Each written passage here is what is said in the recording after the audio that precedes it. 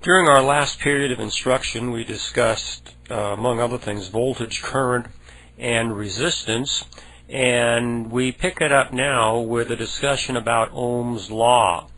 And Ohm's Law is a very important electronic principle that ties together these three items of voltage, current, and resistance. George Simon Ohm expressed the relationship between current, voltage, and resistance a long time ago, 1927. And this principle bears his name. Okay, what does Ohm's Law say? Well, it states this, that the current that flows in a circuit is directly proportional to the voltage across the circuit and is inversely proportional to the resistance in the circuit. It is expressed mathematically like this. It says current equals voltage divided by resistance, and it's actually a little more common to see it written like this, that the V is expressed as E. So as we go through this course, if I write it as the E, which is my more common way of doing it, it means the same thing as V. But current equals voltage divided by resistance. So what's this say? The current that flows in a circuit is directly proportional to the voltage. So if R were to stay the same and I were to increase, then E would increase as well. Likewise, and we're going to forget about this for a moment, if voltage remained the same and resistance were to increase, then I would decrease. And likewise, if resistance went down, current would go up. And we're going to look at a few examples to make this a little bit more clear. The first one we're going to look at is that current is proportional to voltage. And what we have here is 3 meters that are set up, and we have a battery here. This is a voltage and this is a resistor, and we have the same scenario set up in all three. And what we're saying here is that the higher the applied voltage to a circuit, the greater the current will be. And so in this scenario, we're looking at this particular formula, I equals E over R. That is, current equals voltage divided by resistance. And in this case, we have a 10-volt battery, a 20-volt battery, and a 5-volt battery. And we're going to say that this resistance is going to stay the same. We'll say that this is going to be a 10-ohm resistor all the way across. So using Ohm's Law, we would come in here and we'd say, well, the voltage is 10 and the resistance is 10. So given that, the current equals 1. And so here we have our meter, and our meter, for our purposes, we're going to say it is indicating 1 amp of current. Then we come to our next one here, and here we have 20 volts, and resistance is 10, and now the current has gone up to 2 amps. Now remember, the part of Ohm's Law that we're looking at is this part that says that voltage is directly proportional to current. And so you'll see a direct proportion here. We have 10 with 1 amp of current. When we double the voltage, the current also doubles. And in this case here, with the same voltage applied, and in this case the resistance drops to, the voltage drops to 5 volts, and the resistance is 10, so now the current drops in half, and you notice the meter here is going down. So in all cases, voltage is directly proportional to current. And if we were to graph this, let's see, if we had our voltages were what, 5, 10, 15, and 20, and our currents were what, 0.5, and let's see, we had 1, and 1.5 and 2, something like that. And in our first scenario, we had applied 10 volts across 10 ohms, and we had 1 amp of current, about right there. The next one we applied 20 volts and we had 2 amps of current about there. And then we reduced the voltage on the last one, and we had 5 volts and about a half an amp of current right there. And if we were to graph this, we would see that it is linear. As voltage increases, current increases, and vice versa. Now, the second part of Ohm's law said that current is inversely proportional to resistance. And so the rule here is that as current goes up, resistance goes down, and as current goes down, resistance goes up.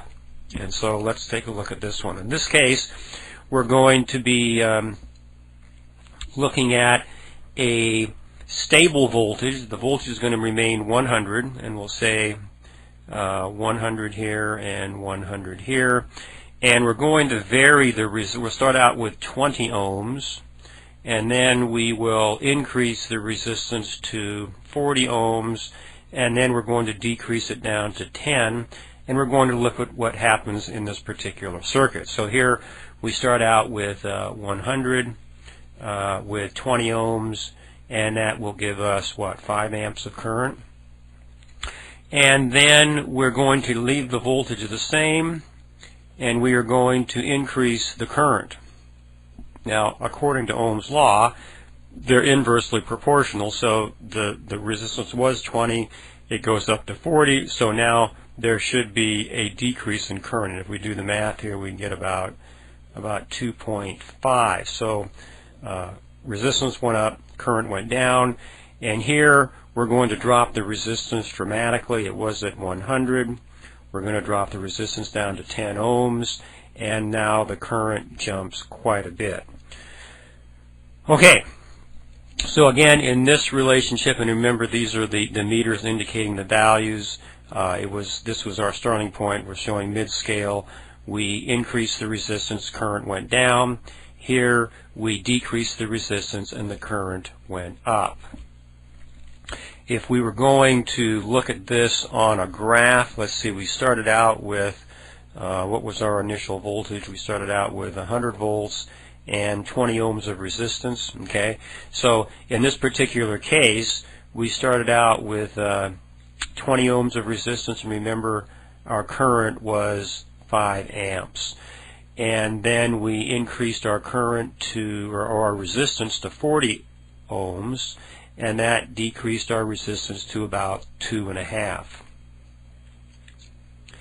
And then we decreased our resistance to 10 ohms. Let's see, on our scale that would be about right here, and our current was at 10 amps. So you see, here we have an inversely proportional relationship between current and resistance. You see, we no longer have a linear curve as we did with voltage and current. Another important thing that we might note from this is that part of Ohm's law was this formula right here, that voltage equals current times resistance. And so in this particular scenario, we had 100 volts as the applied voltage throughout. We just changed the resistance, and if you'll note here, current times resistance here, 10 times 10 is 100, and 20 times 5 is 100, and 40 times 2.5 is 100. So this relationship of current times resistance is also part of Ohm's law. And these are the three formulas we just talked about. It is imperative that you commit these three formulas to memory, and that when you look at circuits, you're able to kind of visually in your head just apply these formulas and get rough ideas of what voltages and current should be. So these are not optional formulas in the field of electronics. These are must-know, and they're really the foundation of calculations for electronic circuitry. Okay, the next one is electrical power, and we are going to, electrical power is a measure of the rate at which energy is used, and it's measured in watts. Electrical power is dissipated as heat. Based on Ohm's law, power calculations are determined with this formula right here. Power equals I times V, or you could say also I times E, either way. At any rate, current times voltage gives us the power in what we call watts. And when you get an electric bill, ultimately what you're paying for is the power that you have consumed, and it is measured in watts. Now, other variations of this formula look like this: I squared R.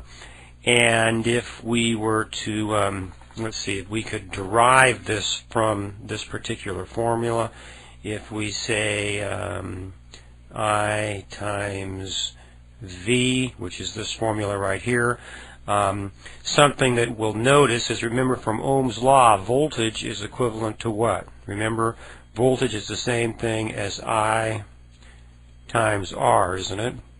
So if we replace I times R with V, and then we have our I over here, we can simplify this equation to say I squared times R. And so that is the same thing as this. And vice versa, we can go over here, and again, if we have I times V, and this formula right here, we can derive this formula. Now, what you might recall is current.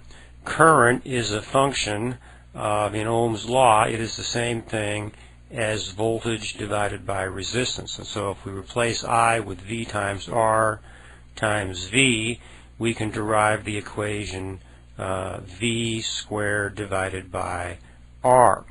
And so again, this is an equivalent way of calculating power. So you could use this formula, or this, and these three are stated right here. And here we have a simple circuit. What is the power dissipated by the resistor in the circuit below?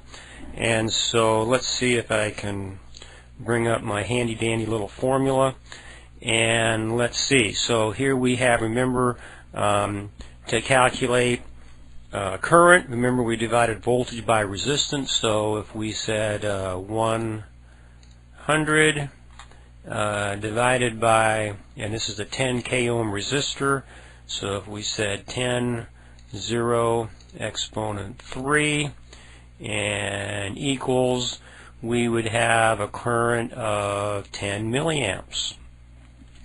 And so according to our formula, power is voltage times current. So we have 10 milliamps. If we take that current times the applied voltage times 100, we will get 1 watt. Okay? And likewise, we had our other two formulas. Let's see, we said I squared R. We said I squared times R, or voltage squared divided by R. And if we brought it back our little formula, or our little calculator here, let's see.